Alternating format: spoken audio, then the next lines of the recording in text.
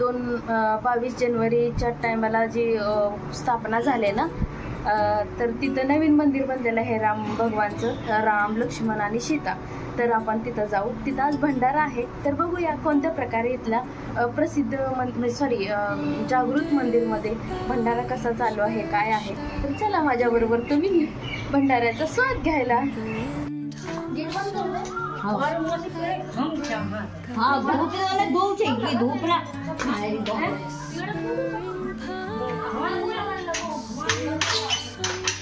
चला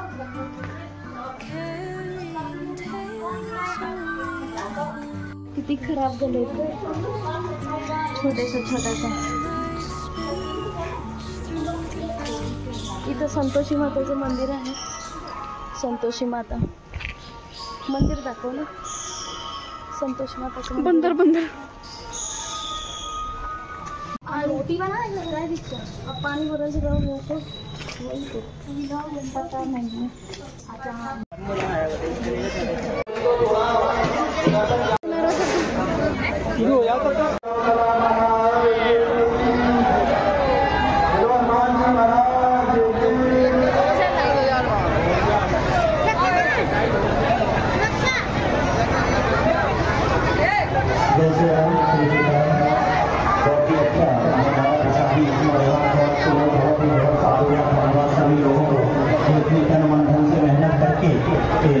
प्रसादी निकाल कर रहे हैं, लगातार भंडारा चल रहा है.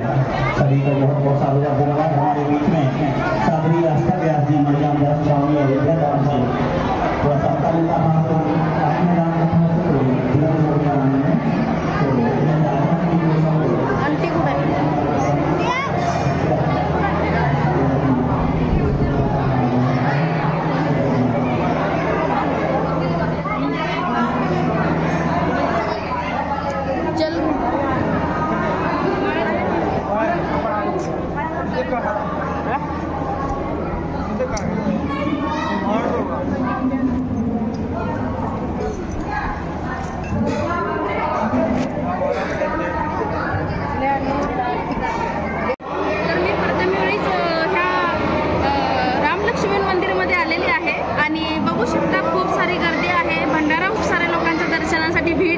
गर्दी आहे आणि तुम्ही अनुभवू शकता.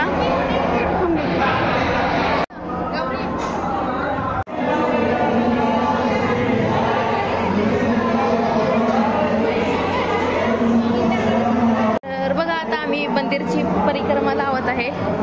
हे मंदिरचं पाठीमागचा हिस्सा आहे.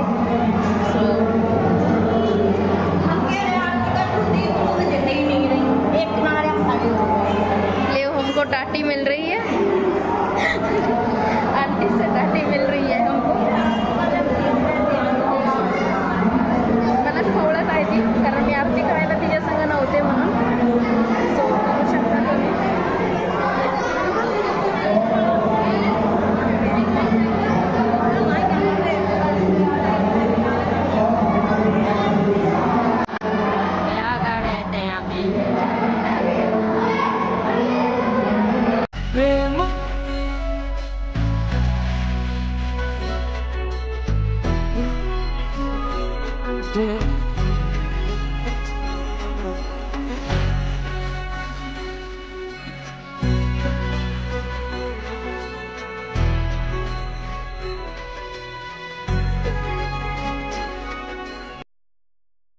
मंदिरामध्ये 7 दिवस यज्ञ चालू होतं आणि ते यज्ञ झाल्यानंतर जो हा महाप्रसादाचा आपल्याला लाभ घ्यायला भेटला, तो मी स्वतःला नशिबानच समजते.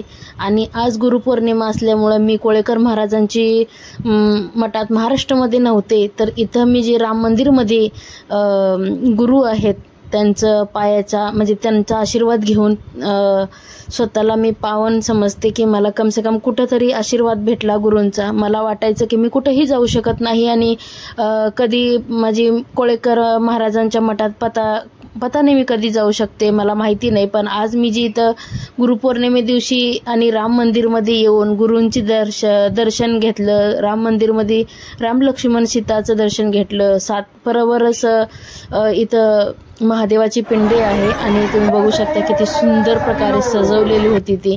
आणि इथं बघा सगळ्यांचं जे महाप्रसादाचा लाभ घ्यायचा सगळे भक्त चालू आहेत, सगळेजण प्रसाद घेतलेला आहे। मीही बसले आणि आम्हीही प्रसाद घेत आहे। इथं कोण मोठं कोण लहान कोण छोटं ही कोणीही न बघता जे कोणी आहे जिथं जागा मिळेल तिथं बसून सगळ्यांनी महाप्रसादाचा हा जो प्रसाद आहे तो ग्रहण केलेला आहे। आणि मीही म्हणते की आपण कुठेही जाऊ तर जागा आणि कुठे बसाय भेटतं ह्याला न जज करता स्वतः जिथं आपल्याला जागा भेटेल जिथं सगळी बसून आपला प्रसाद घेत आहेत तसं तुम्हीही घ्यावं माझी विनंती आहे। भलेही जास्त नाही तर थोडा बहुत प्रसाद तिथून ग्रहण करून यावा, कारण भक्तांनी खूप इच्छेने हा प्रसाद बनवलेला असतो आणि खूप सारे लोकांची त्यात श्रद्धा भक्ती सर्व काही असतं। तर सगळ्यांनी आपल्या मनामध्ये काहीही न विचार करता थोडासा का होईना प्रसाद ग्रहण करावा,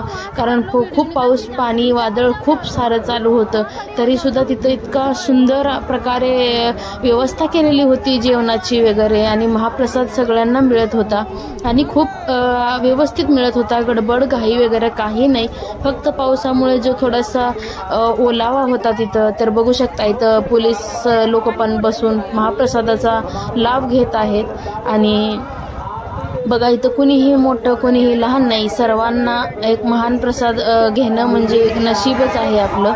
तर बघू शकता खूप जनता आहे, इकडं लेडीज लोक होते अजूनही होती भरपूर जागी, कारण जिथे जिथे शूट घेऊ शकते मी तितका शूट घ्यायचा प्रयत्न केलेली, कारण मलाही तुम्हाला उत्तर प्रदेशमध्ये कसं प्रकारे इथं मंदिर आहेत, कसे इथं महाप्रसाद भेटतात, काय किती लोक येतात काही नाही सर्व मला तुमच्याशी शेअर करायचं होतं। श्री